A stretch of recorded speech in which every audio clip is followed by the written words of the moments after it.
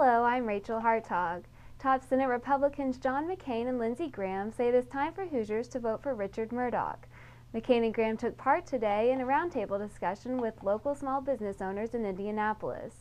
McCain and Graham are just two of the latest prominent national political figures to campaign for Indiana Senate candidates. Former President Bill Clinton spoke at a rally with Donnelly last week, and New Jersey Governor Chris Christie appeared with Mourdock in northern Indiana on Wednesday. And the Indiana Lottery Commission is facing a legal protest from a company called Scientific Games over the state's handling of the bid process during the commission's recent choosing of a new vendor for the Hoosier Lottery. Hoosier Lottery spokesman Al Larson says the commission has no comment on the issue at this time, but is aware of the protest and has filed a response. And the head of Indiana State Budget Committee says if Amtrak officials want money from the state to help subsidize one of the federal rail carrier lines between Indianapolis and Chicago, they'd be wise to look at how much they ask the state to subsidize per ride. WTIU's Dan Jastrzebski reports.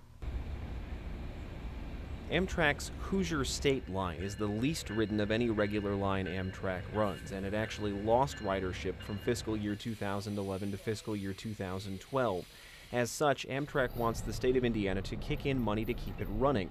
Noblesville State Senator Luke Kenley, who heads the State Budget Committee, says the state's interest in such a plan may come down to a balance between how much is requested and how many people ride the rails. We have 35,000 uses a year on that line, and we're asked to put in $5 million, then that's about $150 for each ride that Indiana would be asked to subsidize it. Kenley says the request may be coming at a bad time politically, too. The federal government is also asking states to make arrangements to pay for part of the implementation of the Affordable Care Act during the 2 years, which will be covered in Indiana's next budget.